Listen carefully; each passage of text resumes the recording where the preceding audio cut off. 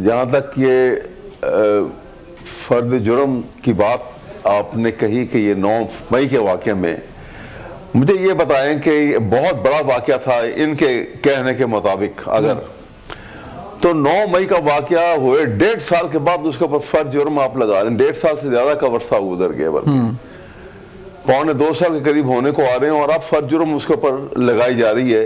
अभी ट्रायल शुरू नहीं हुआ। ये किस बात का इंतजार कर रहे थे?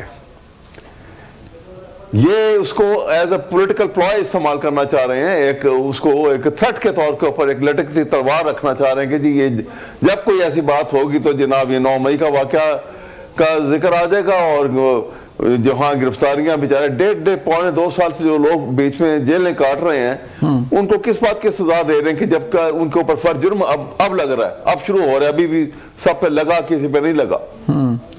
इसका मतलब यह है कि अभी काजी साहब ने जो गुफ्तगू की है वो तो सिर्फ लॉफ्टी स्टेटमेंट से ज्यादा उसकी कोई हैसियत नहीं है। क्वेश्चन तो यह है देखने वाला, आप लीगली एक मैटर को देखें। इंग्लैंड के अंदर आपको याद होगा यूके में हंगामे हुए थे लंदन में और इंग्लैंड के मुख्तलिफ शहरों के अंदर, तो उन्होंने फौरन जो जो जो जो फुटेज का ये बात करते हैं उन्होंने ली, उसके बाकायदा कोर्ट्स बने, कोर्ट दिन और दिन डे एंड नाइट कोर्ट्स ने काम सर किया। वही ना अहमद अवैस साहब जो मुल्ज़मान पेश ही ना हो कोर्ट में तो फिर फर्दर जुर्म तो जारी बात डिले होगी ना फिर सर। जनाब जो पेश हुए मैं उनकी बात कर रहा हूं मैं, वो छोड़ दें जो नहीं पेश हुए। बात तो जो पेश नहीं होता उसको तो एब्सकॉन्डर डिक्लेयर कर दिया जाता है। हाँ। और जो पेश हुए होते हैं उनका ट्रायल मुकम्मल हो जाता है। जी जी देखिए ना, जो क्रिमिनल ट्रायल का जो तरीक़ेकार है मैं आपको बता रहा हूं, जो कानून है इसके ऊपर, ये 1.5 साल से पौने 2 साल से किसका इंतजार कर रहे हैं? ये इसी तरह से जो है इसको एक इस्तेमाल में एक थ्रेट के तौर पे इस्तेमाल कर रहे हैं। एविडेंस इनके पास कोई नहीं है। जुडिशियल इंक्वायरी इसी वजह से नहीं हुई है कि ये एविडेंस है नहीं इनके पास। जब जुडिशियल इंक्वायरी होगी ना तो वहां सबसे पहले वो पकड़ेंगे कि इस केस के अंदर 9 मई के वाकया में सहूलतकार सबसे बड़े जो थे वो उस वक्त के जो केयर टेकर चीफ मिनिस्टर और आईजी पंजाब थे। वैसे कादमी साहब ने भी नाम लिया है, एक सबसे बड़े सहूलतकार थे ये। कादमी साहब ने भी नाम लिया सर एक बंदे का। इस वजह से सुनिए, मैं बिल्कुल ठीक कह रहा हूं, सुनिए मेरी बात सुनिए। इस वजह से कि इन्होंने पुलिस को बाकायदा बांध के रखा कि भाई कुछ नहीं करना।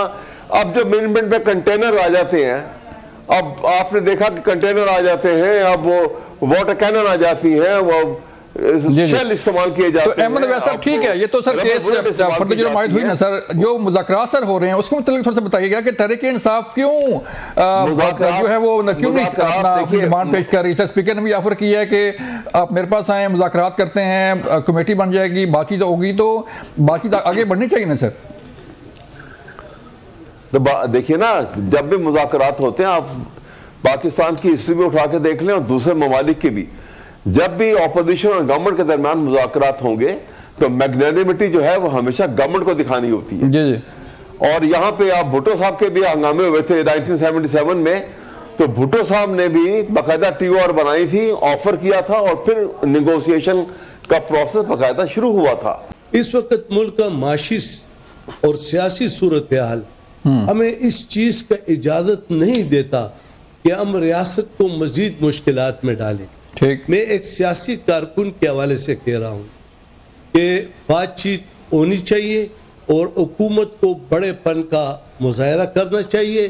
और जिस तरह आज देखे इंतहाई काबिल एहतराम सुप्रीम कोर्ट के जज साहब मंदूखेल साहब का जो बयान है, जी जी, आज आपने पढ़ा होगा। जी जी। वो कहते हैं कि सब गलती पे गलती कर रहे हैं, वो हमने भी गलती की है, हमने माफी मांग ली, हमने अजाला कर दिया। जी जी। जब सुप्रीम कोर्ट ऑफ पाकिस्तान का मुअज़्ज़ज़ जज कहता है कि हमने अजाला कर दिया, तो क्या हम क्यों नहीं कर सकते? और कब तक ये लड़ाइयां हम करते रहेंगे? अगर आप देख ले, सन 14 अगस्त 1947 से लेकर आस्ता आस्ता ये लड़ाइयां कम नहीं हुई, ज्यादा हो गई है। लेकिन दुनिया तरक्की पे है और हम तरक्की के से नीचे आ रहे हैं। लिहाजा में चाहिए, सियासी जमातों को भी चाहिए कि हम रियासत को मुश्किलात में ना डालें, और हुकूमत को भी चाहिए कि वो, मैं बजाते खुद यानी मैं बड़े महादरत के साथ कहता हूँ कि मैं वफाकी उज़रा के बयानात से इख्तिलाफ रखता हूँ। ठीक, इसलिए कि वो ताने देते हैं बयानात में। हाँ। उज़रा का काम यह है कि वो जोड़ पैदा करेंगे, तोड़ पैदा नहीं करेंगे। अपोजिशन का काम है कि उज़रा के खिलाफ, वज़ीर आज़म के खिलाफ, हुकूमत के खिलाफ बयानात देते रहे, लेकिन ये उस अंदाज में उसका जवाब नहीं देंगे। चलें हाजी साहब, ठीक है, बातचीत होनी चाहिए हाजी साहब, जो है वो बातचीत आगे बढ़नी चाहिए, दोनों फ्रीकैन को चाहिए कि वो बात आगे बढ़ाए। आज GHQ हमला केस उसने फर्द जुर्म आयद हुई, और फिर दूसरा बड़ा केस जो है 190 मिलियन पाउंड केस जो है वो भी अपने मंतकी अंजाम तक पहुंच चुका है, और उसका फैसला 23 दिसंबर तक सुनाया जाएगा। एक तरफ तो सर ये चल रहे हैं आपके केसेस तहरीक इंसाफ के बानी चेयरमैन के, और दूसरी तरफ तहरीक इंसाफ के साथ मुज़ाकरात की बात हो रही है, और बानी चेयरमैन ने इतवार तक की डेडलाइन दी है। काज़मी साहब, अगर ये 23 दिसंबर को सज़ा होती है तो फिर तहरीक इंसाफ फिर सड़कों पर होगी और फिर एहतजाज होगा, तो मुज़ाकरात तो नहीं होंगे फिर? बिस्मिल्लाहिर्रहमानिर्रहीम, रब्बि सल्ली अला मुहम्मद व आले मुहम्मद।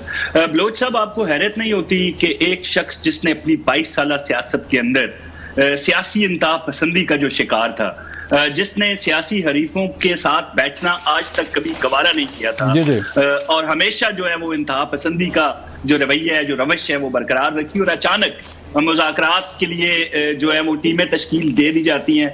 तो इन सब के पीछे वही है जो अभी आपने अपने इब्तदाइये में कहा कि 190 मिलियन पाउंड्स थे, उसका भी जो है वो बिल्कुल करीब मामलात जो हैं वो आपको नजर आएंगे, और साथ जो है वो साने 9 मई के ज़मादारान हैं उनको सजा मिलना शुरू हो गई है। तो ऐसा क्यों हुआ है? इसकी वजह यही है कि जो इनके तहरीक इंतशार के पॉलिसी मेकर, मैं कहता हूँ जनरल रिटायर्ड फैज हमीद को, जब से वो शिकंजे में आए हैं, थोड़ी सी नरमियां हमें देखने को मिली हैं जो PTI है। और साथ ही देखें, मुज़ाकरात जब होते हैं तो उसके लिए ना ब्लैकमेल किया जाता है और ना ही अजीब किस्म की शराइत रखी जाती हैं। अब जहां तक सियासी कैदियों का मामला है, जो इनका मुतालबा है, आप देख रहे हैं कि साना 9 मई हो या रियासत के साथ टकराव हो 26 को, इन सारी चीजों के तो साबित शुदा मामले हैं, इनमें तो किसी को कोई शक होना ही नहीं चाहिए। कौन से सबूत हैं जो इनको दरकार थे? पहले इनका मुतालबा होता था कि CCTV फुटेजेस हमें दिखाई जाए, तो साना 9 मई के हवाले से CCTV फुटेजेस मंजर आम पे आई। अब ये जुडिशल कमीशन का एक जो है वो कर रहे हैं मुतालबा, अगर वो बन जाता है तो उसकी गारंटी कौन देगा कि उसकी जो फाइंडिंग सामने आएंगी वो इनको काबिल कबूल होंगी? सबसे पहले तो ये एतराज करेंगे हमेशा की तरह कि हमें जो मन मर्जी के जजेस हैं उनके ऊपर एक पैनल बनाया जाए और वो जुडिशल कमीशन जो है उसके साथ, तो ये संजीदा नजर नहीं आते। और मैंने कल भी बरमला इस बात का इजहार किया था कि जिनके ट्विटर अकाउंट तक जो एक्स अकाउंट्स हैं वो बाहर से हैंडल हो रहे हैं, और मरवत साहब ने कल बड़ी अच्छी बात की कि वो लोग फसाद बर्पा करना चाहते हैं और वो पाकिस्तानी इदारों के खिलाफ ट्वीट्स करके, पोस्ट लगा के, सोशल मीडिया पे एक मुनज़्ज़म किस्म की मुहिम चला के पाकिस्तान को और पाकिस्तान के रियासती इदारों को बदनाम करना चाहते हैं। वो भगौड़े हैं। तो अब तो अंदर से आवाजें आना शुरू हो गई हैं। जो मौक़िफ़ हमारा होता था, अब तहरीक इंसाफ के अपने लोग। लेकिन काज़मी साहब, अगर ये जुडिशल कमीशन बन जाए तो हर्ज क्या है इसमें? आपने पहले भी 2014 में जो धरना हुआ था उसमें भी कमीशन बना था एक। देखिए बलोच साहब, हमें कोई एतराज नहीं है, और मेरे ख्याल में अगर बन भी जाए तो एक तो साफ शफाफ चीजें जो हमें नजर आ रही हैं, हम तो जब अदालतों में जाएंगे उन अफराद को लेके जो अरेस्टेड हैं, जिनके पास अपनी शनाख्त तक नहीं है, जिन्होंने एतराफ किया है कि किस तरीके से एक सूबे से उनको ला के वफाक पे चढ़ाई की गई, तो यकीनी तौर पर जब हम उनको अदालतों में पेश करेंगे तो सबूतों के साथ पेश करेंगे और साबित करेंगे जो हमारा मौक़िफ़ होगा, जो हमारे इल्जामात तो नहीं है। हमें तो बिल्कुल यहाँ पे तो सिर्फ एक कियास राइयां हैं, मफरूजों पे मबनी इल्जामात है रियासत पे, तो हम बिल्कुल जाएंगे अदालतों में तो वहां पे भी साबित करेंगे। अगर जुडिशल कमीशन बन जाता है तो उसके सामने भी वो तमाम सबूत रखे